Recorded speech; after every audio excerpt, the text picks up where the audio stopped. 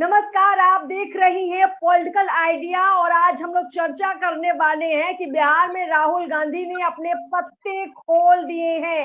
सीटों के बंटवारे को लेकर राहुल गांधी ने बड़ी भूमिका दी है कन्हैया कुमार को, पप्पू यादव को। आखिर राहुल गांधी की बिहार में तैयारी क्या है? क्या इससे तेजस्वी यादव सहमत होंगे या फिर उनको झटका लग सकता है? जानेंगे। पॉलिटिकल आइडिया के संपादक प्रदीप झा सर से बातचीत करेंगे। सर, आपका बहुत बहुत स्वागत है। बहुत बहुत धन्यवाद अर्पिता आपका। अर्पिता, दो तीन बातें जो निकल कर आ रही है वो सबसे पहले है कि दर्शकों को, बिहार के लोगों को जानने की आवश्यकता है कि राहुल गांधी ने कुछ बिहार में इस बार विशेष करना तय कर लिया है। ठीक है, राहुल गांधी के नजर में एक चीज है कि राहुल गांधी को अब लग रहा है कि समय आ गया है जब कांग्रेस पार्टी को अपना पुराना गौरव जो है उसको वापस लाना है। और इस प्रकार से, जिस प्रकार से जो बैठक हुई है 3 दिन पहले, आपको पता है कि जिस दिन उपराष्ट्रपति का चुनाव था उससे पूर्व संध्या पर दिल्ली में बैठक हुई बिहार के नेताओं के साथ। राहुल गांधी की, मल्लिकार्जुन खड़गे की बैठक हुई और इस बैठक में बिहार के जितने भी नेता थे, कांग्रेस के बड़े नेता, सबके सब शामिल हुए। कांग्रेस पार्टी ने यह स्पष्ट कर दिया बैठक के बाद, जब कृष्णा अल्लावरू प्रेस के सामने आते हैं तो यह स्पष्ट कर दिया कांग्रेस पार्टी ने कि 70 से 1 सीट कम नहीं लड़ेंगे। पहला जो संकेत है कांग्रेस पार्टी का, राहुल गांधी का, और ये मानना है उनका कि वोटर अधिकार यात्रा करने के बाद लोग मानकर चल रहे हैं कि कांग्रेस पार्टी की ताकत बिहार में बढ़ गई है, पहले से बढ़ी है ताकत। ठीक है, इसीलिए कांग्रेस पार्टी 70 सीटें तो किसी कीमत पर चाहिए ही चाहिए। साथ ही एक और बात जोड़ दिया है राहुल गांधी ने कि 70 तो लेंगे ही, साथ साथ पिछली बार की तरह ही नहीं चलेगा कि आप जितना 6वां सीट है वो कांग्रेस को थोप दीजिएगा, ही नहीं चलेगा। आप जैसे मान लीजिए कैसे चालाकी किया आरजेडी, इस बात को अब लोगों ने महसूस करना शुरू किया है, कांग्रेस के लोगों ने। जैसे देखिए अर्पिता, गया विधानसभा सीट, ठीक है, गया विधानसभा सीट 1990 से लेकर अब तक कांग्रेस पार्टी कभी भी बीजेपी नहीं हारी है वहां। 90 से लेकर प्रेम कुमार जो है लगातार 35 वर्षों से विधायक है। अब वहां पर कांग्रेस को आप थमा देते हैं सीट, जबकि कांग्रेस का मानना है कि वो सीटें जो सबसे मजबूत दल है महागठबंधन में, मतलब आरजेडी है, उसको लड़ना चाहिए। अब नंदकिशोर यादव वाली सीट, पटना साहिब सीट, वहां 95 से लगातार बीजेपी जीतती आ रही है। वो सीट आप थमा देते हैं कांग्रेस पार्टी को। दीघा विधानसभा सीट, बांकीपुर विधानसभा सीट, जहां 95 से पहले पिता नवीन सिन्हा, बाद में बेटा नितिन नवीन लगातार बीजेपी का गढ़ है, वहां आप कांग्रेस पार्टी को सीट दे देते हैं लड़ने के लिए। पूर्णिया विधानसभा सीट, ठीक है, पूर्णिया में 80 से लेकर 2000 तक, 80 से 2000 तक पहला 4 चुनाव जो है वहां से सीपीएम के अजीत सरकार जीतते हैं अर्पिता, ठीक है, लगातार 20 साल तक। और उसके बाद से लगातार 2000 से 2025 तक लगातार बीजेपी जीत रही है, ठीक है। और उस सीट को आप थमा देते हैं कांग्रेस पार्टी को लड़ने के लिए, तब कहते हैं कि 70 सीट दिए हम, आप जीतिए नहीं पाते।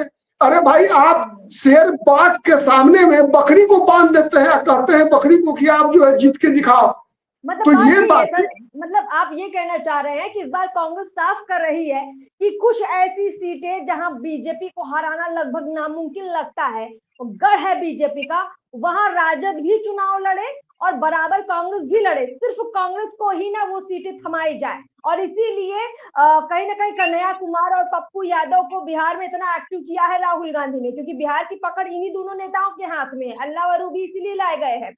राहुल गांधी मतलब पहले स्पष्ट अब ये कर चुके हैं कि हम सिर्फ हारने वाली सीटें नहीं लेंगे, हारने वाली सीटों का बंटवारा भी अब बराबर बराबर होगा, ऐसा ही है।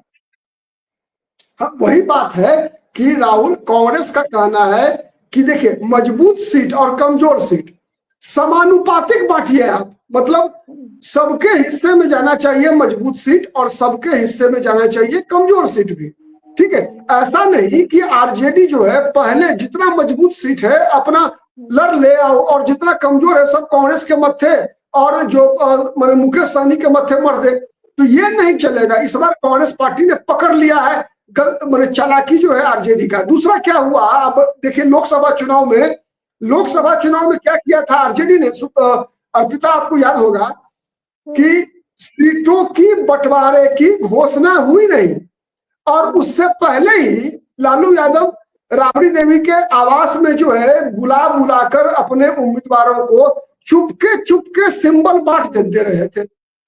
ठीक है, सिंबल बांट रहे थे, और अंत में कांग्रेस जो सीट बच गया तो कह दिया कांग्रेस को कि ले लो, 9 तुम ले लो, जाओ लड़ लो। ठीक है, तो ये चीजें जो है इस बार इसीलिए कांग्रेस ने फंसा दिया है कि नहीं, मुख्यमंत्री का मामला हम नहीं बताएंगे। तो सीटों का मामला मैंने बताया कि 70 से कम नहीं। दूसरा, मनमर्जी नहीं चलेगी कि आप जो सीट दे दीजिएगा भीख की तरह नहीं चलेगा, हिस्सेदारी चाहिए, ये कांग्रेस ने कह दिया है। ठीक है, तीसरा जो कांग्रेस मामला लेकर आ रही है वो ये लेकर आ रही है कि देखिए, सीटों का जब तक घोषणा नहीं कीजिएगा आपकी कौन पार्टी कितना सीट और कौन पार्टी कहां लड़ेगा, तब तक मुख्यमंत्री पद के उम्मीदवारी पर भी हम पत्ता नहीं खोलेंगे सीधा। अच्छा, लेकिन यहाँ तेजस्वी यादव के पास एक पॉइंट है प्रदीप सर। मान लीजिए राहुल गांधी ये कंडीशन रखते हैं राजद के साथ, तो तेजस्वी भी कह सकते हैं हमारे तो 80 जीते हुए विधायक है भाई, हमने तो इतना बढ़िया मार्जिन रखा है जीत का, तो हम अपने जीते हुए कितने विधायकों की सीट काटेंगे। उनके पास भी कहीं ना कहीं ये चैलेंज होगा, क्योंकि जिताऊ उम्मीदवार है उनके पास और उनको हटाना इतना आसान नहीं होगा। तो इसको कैसे तेजस्वी फेस कर पाएंगे, उनके लिए तो बहुत मुश्किल होगा। नहीं, मैं बताऊं, कांग्रेस के लोगों का ये कहना है कि आरजेडी ने चालाकी किया था, बेईमानी किया था। आरजेडी ने, कांग्रेस के लोगों का कहना है कि आरजेडी ने अखिलेश सिंह से मिली भगत करके, आपको पता है अखिलेश सिंह का लालू यादव से क्या संबंध है, ठीक है, अंडर टेबल सेटिंग कर लिया था सीटों का खेल। ठीक है, अब देखिए कि जीती हुई सीटें मामला नहीं है, मामला ये है कि सीमांचल में जैसे 24 सीट है, 24 में पिछली बार 11 लड़ी कांग्रेस, 11 लड़ी आरजेडी, 1 लड़ी सीपीआई, 1 लड़ी सीपीआईएम। 11 में कांग्रेस 5 जीती और आरजेडी 11 लड़कर मात्र 1 जीती।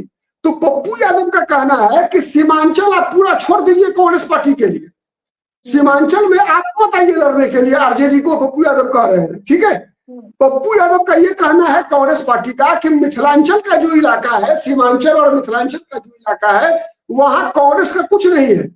वहां तो आरजेडी के जितने भी उम्मीदवार होते हैं, चाहे वो ललित यादव हो, अली अशरफ फातमी हो, सबके सब हार जाते हैं, चुनाव जीत नहीं रहा है, कई चुनाव से नहीं जीत रहा है।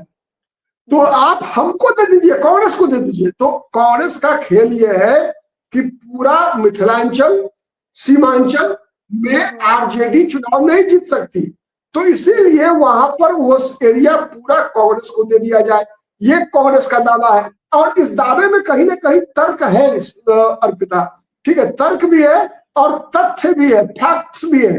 कई विधानसभा सीटें ऐसा है, जैसा मैंने कई बार पहले भी बताया है आपको, कि अब क्या हो गया है ना, मैंने मिथिलांचल का इलाका जो सीमांचल का इलाका है, वहां पर विभाजन जाति के आधार पर कम है, धार्मिक आधार पर ज्यादा है ध्रुवीकरण। वहां यादव जाति के लोग भी बीजेपी को ज्यादा वोट देते हैं आरजेडी की तुलना में। ठीक है, और आरजेडी के उम्मीदवार होने के कारण मुसलमान भी आरजेडी से छिटक रहा है, तो बचेगा क्या महागठबंधन के पास? हिंदू वैसे ही भाग रहा है, मुसलमान वैसे ही, लेकिन कांग्रेस के साथ नहीं होता है। कांग्रेस, आप देखिए कि सीमांचल में 4 लोकसभा सीट, अभी 1 साल पहले चुनाव हुआ, कांग्रेस के उम्मीदवार 2 जगह थे, कटिहार में तारिक अनवर और किशनगंज में मोहम्मद जावेद, दोनों जीत गए। निर्दलीय पप्पू यादव जीत गए, उसको भी डालिए कांग्रेस के हिस्सा में, तो 3 सीटें जीत गई कांग्रेस। और चौथा जो अररिया में और पूर्णिया में आरजेडी का कैंडिडेट था, दोनों जगह हो गया हार, मतलब दोनों सीट आरजेडी हार गई। आरजेडी हार जाती है, कांग्रेस जीत जाती है। तो यही तो कांग्रेस का मन कहना है कि आप जहां भी जीते हैं वहां चालाकी से जीते हैं। आप कांग्रेस वाला सीट लेकर, अब आप जो बना के रखे हुए हैं कि 2005 वाला लालू यादव, 2010 वाला लालू यादव, अब वो रुतबा नहीं है। कांग्रेस यही बात कह रही है, कांग्रेस कह रही है कि मुसलमानों के बीच, दलितों के बीच तेजस्वी यादव से ज्यादा बड़ा अपील राहुल गांधी का है। ये नैरेटिव सेट कर रही है कांग्रेस पार्टी, और इसी आधार पर जो है कांग्रेस इस मुद्दे को आगे बढ़ा रही है। साथ ही और मैं जोड़ दूं अर्पिता, थोड़ा लंबा चल रहे हैं हम लोग, शॉर्ट करते हैं इसको।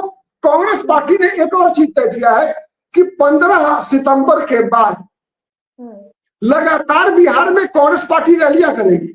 राहुल गांधी की रैली होगी, प्रियंका गांधी की रैली होगी, मल्लिकार्जुन खड़गे रैली करेंगे और इनके साथ मंच पर कन्हैया कुमार, पप्पू यादव, राजेश राम होंगे, तेजस्वी यादव नहीं होंगे। अब इसका परिणाम क्या होगा मुझे नहीं पता, आज मैं नहीं कह सकता क्योंकि मेरे पास कोई मतलब सूचना जो है पुष्ट किया हुआ नहीं है, पुष्टि नहीं हुई है उस सूचना की। अब इसका परिणाम क्या होगा मुझे नहीं पता, आज मैं देरी से बताऊंगा। लेकिन ठीक है प्रदीप जी, इससे बात स्पष्ट है कि मजबूत रणनीति बना लिया है और साध लिया है मिथिलांचल को, साध लिया है इस पूरे इलाके को, क्योंकि अब उनको मालूम है कि अगर यहाँ ढील दी तो फिर से तेजस्वी यादव हावी होने का प्रयास करेंगे और यही वो मौका है जहां।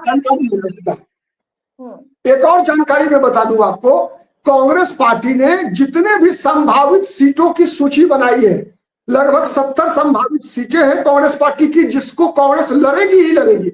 हर विधानसभा क्षेत्र के लिए कांग्रेस पार्टी ने अपना इंटरनल प्रभारी भी बना लिया है और ये सभी इंटरनल प्रभारी जो है बिहार से बाहर के हैं। हर इंटरनल प्रभारी कम से कम विधायक है, समझ रही है, कम से कम बिहार के बाहर के विधायक है। स्क्रीनिंग कमेटी कांग्रेस पार्टी की काम कर रही है, उम्मीदवारों के चयन के लिए लगातार काम कर रही है। प्रमोद तिवारी के नेतृत्व में स्क्रीनिंग कमेटी बनी हुई है। उस कमेटी में इमरान प्रतापगढ़ी है उत्तर प्रदेश के, इमरान मसूद है, कई नेता हैं, देवेंद्र यादव है जो दिल्ली प्रदेश कांग्रेस पार्टी के अध्यक्ष है, उसके बाद सुरेश पासी है जो कांग्रेस पार्टी के राष्ट्रीय सचिव है। तो ऐसे बड़े नेताओं का की कोऑर्डिनेशन कमेटी, साथ ही पटना में कांग्रेस पार्टी का जो मीडिया सेल है 24x7 काम कर रहा है। कांग्रेस पार्टी बिहार के इस विधानसभा चुनाव में चमत्कार करने जा रही है। परिणाम में क्या होगा नहीं पता, लेकिन चुनाव लड़ने के लिए युद्ध स्तर पर 90 के बाद ऐसा चुनाव कांग्रेस पार्टी इतनी मजबूती से आज तक बिहार में नहीं लड़ी थी, ये आपको देखने को मिलेगा।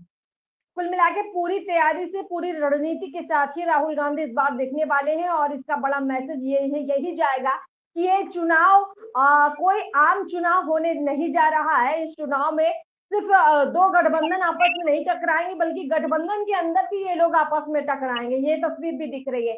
चलिए प्रदीप सर, राहुल गांधी ने जो पत्ते खोले हैं, कन्हैया कुमार, पप्पू यादव की जो भूमिका तय कर दी है, हर सीट पर जो प्रभारी नियुक्त कर लिया है, स्क्रीनिंग कमेटी को इतना एक्टिव कर लिया है, कुल मिलाकर तेजस्वी की टेंशन तो बढ़ेगी। आने वाले दिनों में थोड़ी घमासान भी बढ़ सकती है। चलिए फिलहाल इस चर्चा को यहीं पर रोकते हैं, आगे फिर आपसे बातचीत करेंगे, जानेंगे कि आगे कांग्रेस का काम कहां तक बढ़ा है, उसका असर क्या हो सकता है। बहुत बहुत शुक्रिया हमारे साथ बातचीत के लिए, जुड़ने के लिए बहुत बहुत शुक्रिया।